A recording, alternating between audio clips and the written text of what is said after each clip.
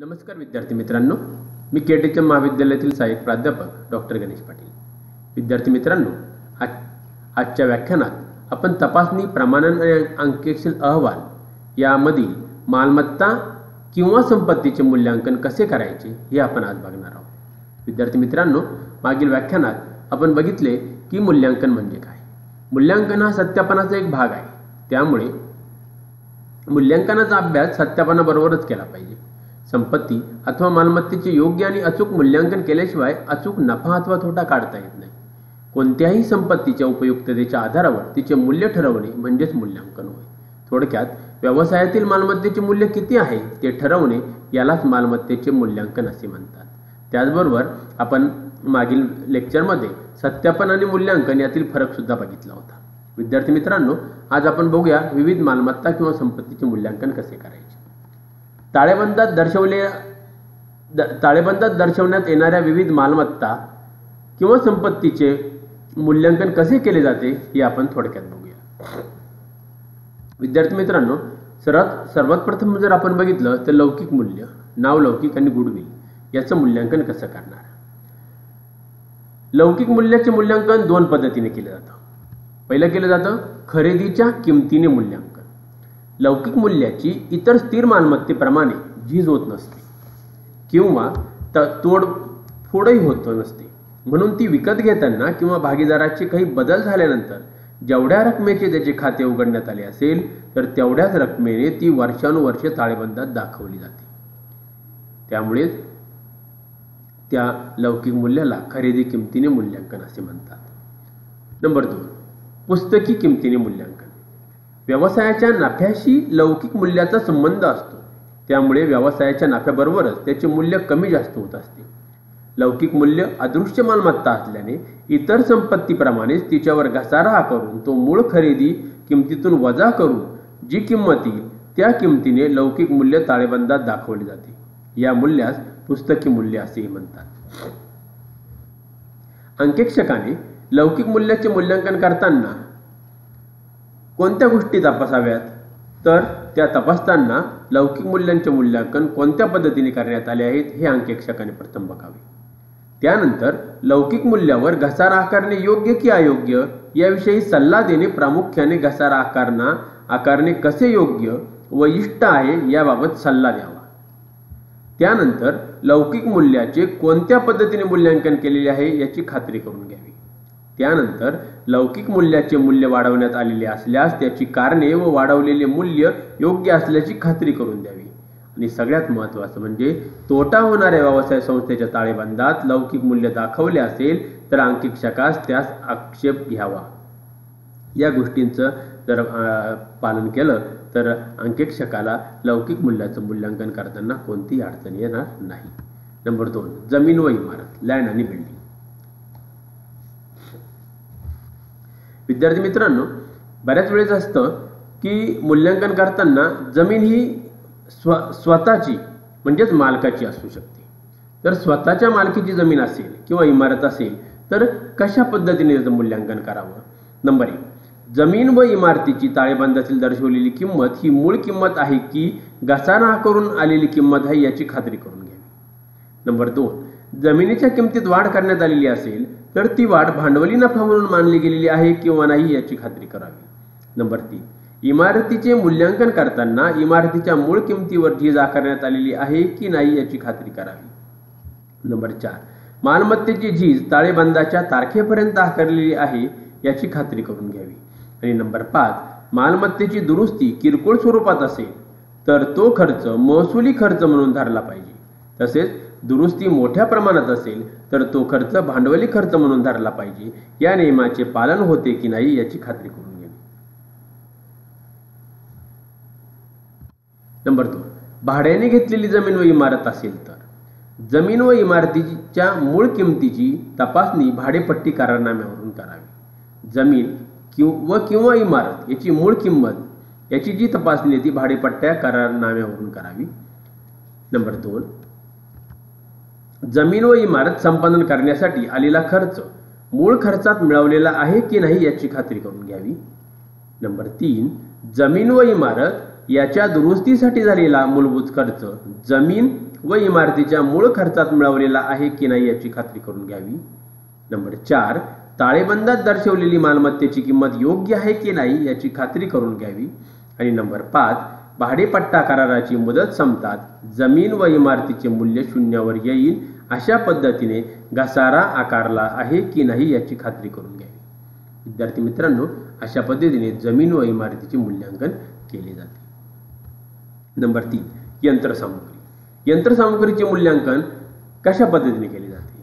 तर यंत्रसामुग्रीचे मूल्यांकन करताना यंत्रसामुग्री ही स्थिर मालमत्ता असून ती पुनर्विक्रीसाठी घेतलेली नसल्याने तिचे मूल्यांकने उपयोगिता मूल्यावरच करावे.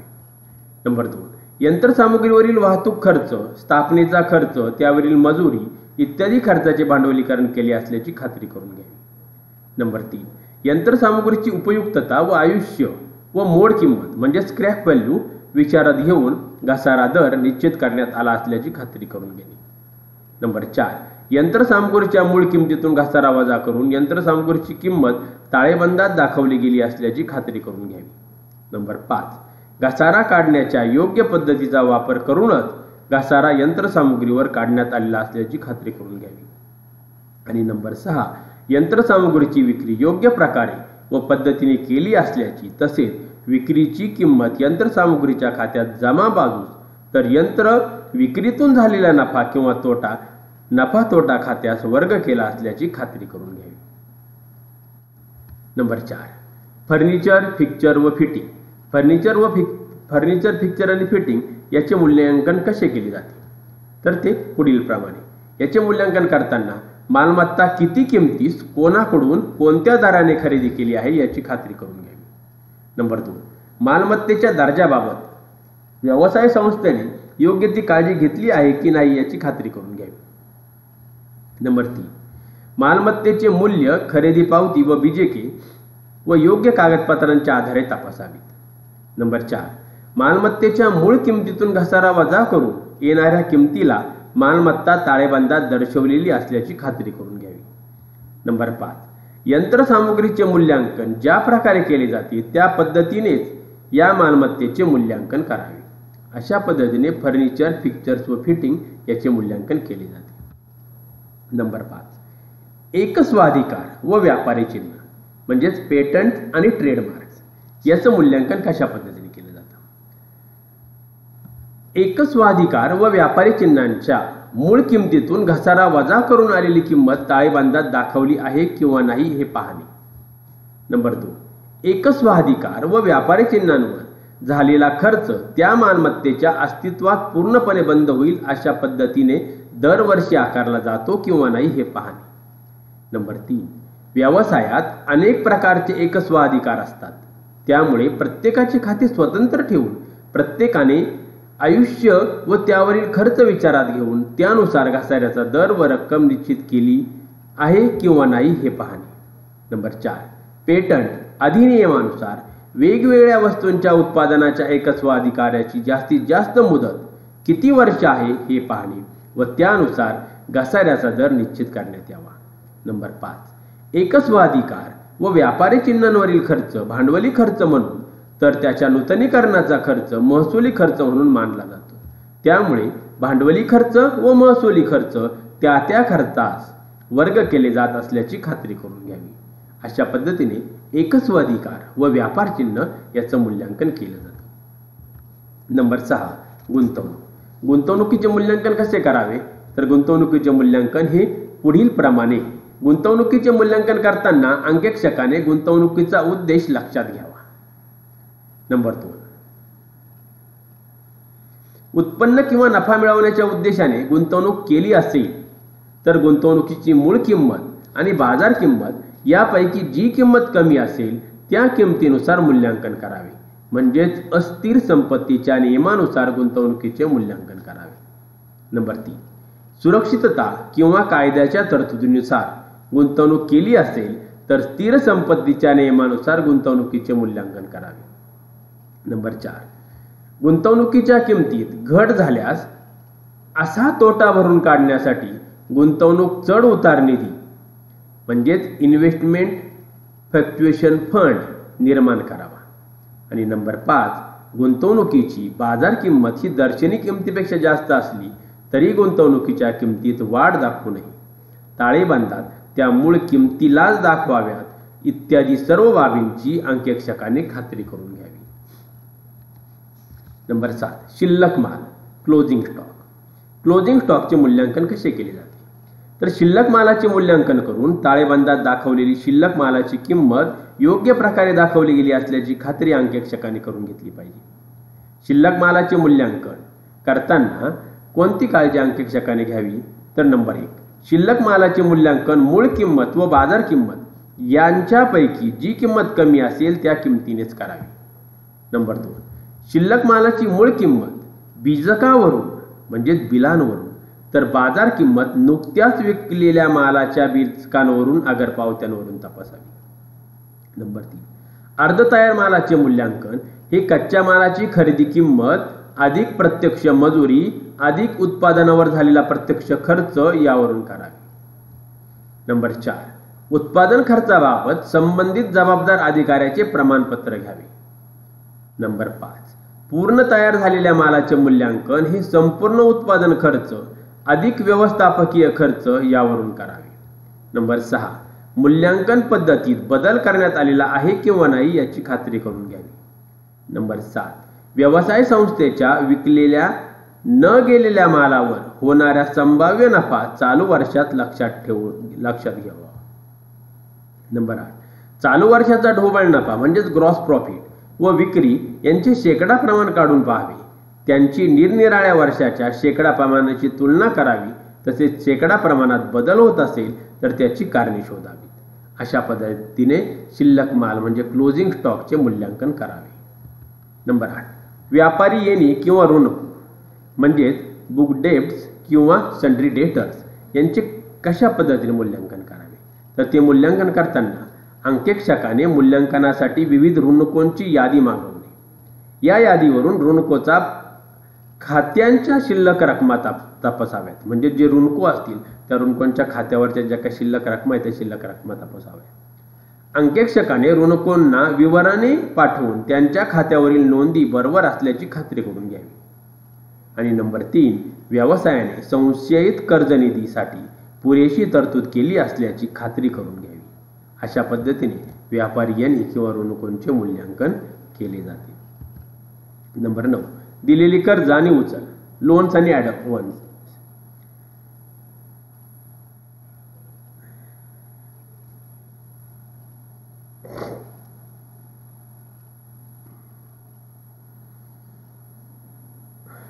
व्यवसाय संस्थेने इतरांना जी कर्ज दिलेली असतात ती दीर्घ मध्यम व अल्पकालीन स्वरूपाची असतात. ही कर्ज देताना त्यांच्याकडून तारण स्वीकारले जाते किंवा स्वीकारले जात नाही. त्यावरून त्याचे 2 प्रकार पडतात: तारणावर दिलेली कर्ज व बिगर तारणावर दिलेली कर्ज. या कर्जांचे जी काही मूल्यांकन आहे ते मूल्यांकन करताना अंकेक्षकांनी कोणती काळजी घ्यावी? नंबर 1, तारणावर दिलेल्या कर्जासंबंधी प्रत्येक कर्जासाठी स्वीकारण्यात आलेल्या तारण तपासणीसाठी तारण मालमत्तेची नोंदवही तपासावी. नंबर 2, तारण म्हणून देण्यात आलेली मालमत्ता कर्जदाराच्या मालकीची असल्याची खात्री करून घ्यावी.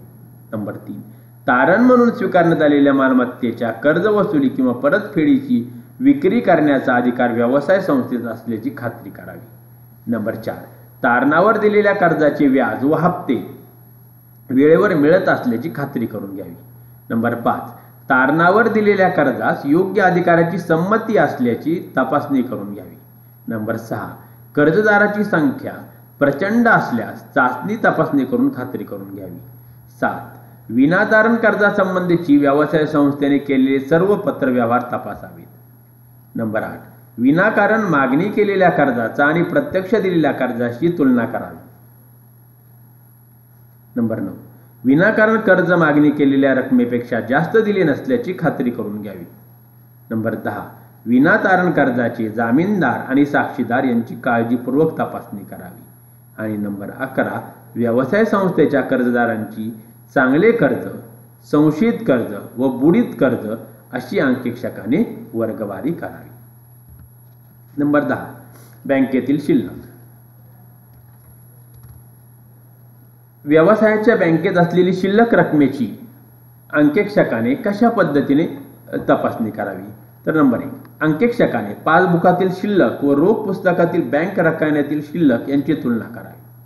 त्यात फरक आढळल्यास त्याने बँक विवरणपत्र तयार करावे. बँक रिकन्सिलेशन स्टेटमेंट असंही त्याला म्हणतात. बँकेच्या अधिकाऱ्याकडून प्रत्यक्ष शिल्लकीविषयी प्रमाणपत्र मागून घ्यावे. व्यवसाय संस्थेचे बँकेतील चालू खाते, बचत खाते व ठेव खात्यांशी स्वतंत्रपणे प्रमाणपत्रे बँक अधिकाऱ्याकडून मागून घ्यावी. नंबर 4, व्यवसायाची बँकेत असणारी शिल्लक रक्कम व त्यावरील व्याज याची व्यवसायाच्या पासबुकात बँकेने नोंद केल्याची खात्री करून घ्यावी. आणि नंबर 5, व्यवसायाच्या दीर्घ मुदतीच्या ठेवींची तपासणी ठेव पावत्यांवरून करण्यात यावी. नंबर 11, हातातील शिल्लक कॅश इन हँड. व्यवसायाच्या ताळेबंदातील मालमत्ता बाजूस दाखवण्यात येणाऱ्या मालमत्तेमध्ये रोख म्हणजेच कॅश ही एक अत्यंत महत्त्वाची मालमत्ता आहे. इतर मालमत्तेपेक्षा रोखीच्या व्यवहारात जास्त लबाडी व अफरातफर होण्याची शक्यता असते. म्हणून रोख रकमेचे मूल्यांकन करताना अंकेक्षकाने पुढील कारवाई केली पाहिजे. नंबर 1, अंकेक्षकाने व्यावसायिक आर्थिक वर्षाच्या शेवटच्या दिवशी सर्व रोख रक्कम बँकेत ठेवण्यास सांगावे. नंबर 2, अंकेक्षकाने आर्थिक वर्षाच्या शेवटच्या दिवशी व्यवसायातील रोख रकमेची प्रत्यक्ष मोजणी करावी. नंबर 3, व्यवसायातील प्रत्यक्ष रोख रक्कम व हिशोब पुस्तकात दाखवलेली शिल्लक रक्कम जुळत असल्याची खात्री करून घ्यावी. नंबर 4, हिशोब पुस्तकात दाखवलेली रक्कम ताळेबंदात दाखवण्यात आल्याची खात्री करून घ्यावी. नंबर 5, व्यवसायातील संबंधित व्यक्ती वाजवीपेक्षा जास्त रोख रक्कम आपल्याकडे ठेवत नाही ना याची खात्री करून घ्यावी. आणि नंबर 6, अंकेक्षणाच्या दिवशी काही धनादेश, ड्राफ्ट किंवा रोख रक्कम शिल्लक असल्यास त्याच्याबद्दलची पावती दिल्या गेल्याची खात्री अंकेक्षकांनी करून घ्यावी. अशा पद्धतीने विविध मालमत्ता व संपत्तीचे मूल्यांकन अंकेक्षकाद्वारे केले जाते. विद्यार्थी मित्रांनो, परीक्षेच्या दृष्टीने आपण जर विचार केला तर आपल्याला मी स्वाध्याय म्हणून प्रश्न देत आहे आणि त्यातला पहिला प्रश्न म्हणजे अंकेक्षण या नात्याने खालील बाबींचे मूल्यांकन आपण कसे कराल? पहिला दिलंय लौकिक मूल्य, नावलौकिक, गुडविल. याचं मूल्यांकन तुम्ही कशा पद्धतीने कराल हे आपल्याला लिहायचं आहे. नंबर 2, जमीन व इमारत. जमीन आणि इमारतीचे मूल्यांकन तुम्ही कसं कराल हे आपल्याला इथे लिहायचं आहे. फर्निचर, फिक्चर्स व फिटिंग याचं मूल्यांकन तुम्ही कसं कराल हे आपल्याला इथे लिहायचं आहे. आणि शेवटचं गुंतवणूक. अशा पद्धतीने आपल्याला कधी कधी एक मोठा प्रश्न पण येऊ शकतो 16 मार्काला. आणि या प्रत्येक जी काही बाब आहे, लौकिक मूल्य, जमीन, फर्निचर्स आणि गुंतवणूक, याला प्रत्येकी 5-5 मार्क असू शकतील किंवा 4-4 मार्क असू शकतील, जशा प्रमाणे तो प्रश्न असेल त्या पद्धतीने. तर याचं उत्तर आपल्याला सविस्तर लिहायचं आहे. विद्यार्थी मित्रांनो, आजच्या लेक्चर्समध्ये तुम्हाला काही शंका असतील, अडचणी असतील तर तुम्ही त्या माझ्या ईमेल ॲड्रेसवर मला विचारू शकता. Thank you very much.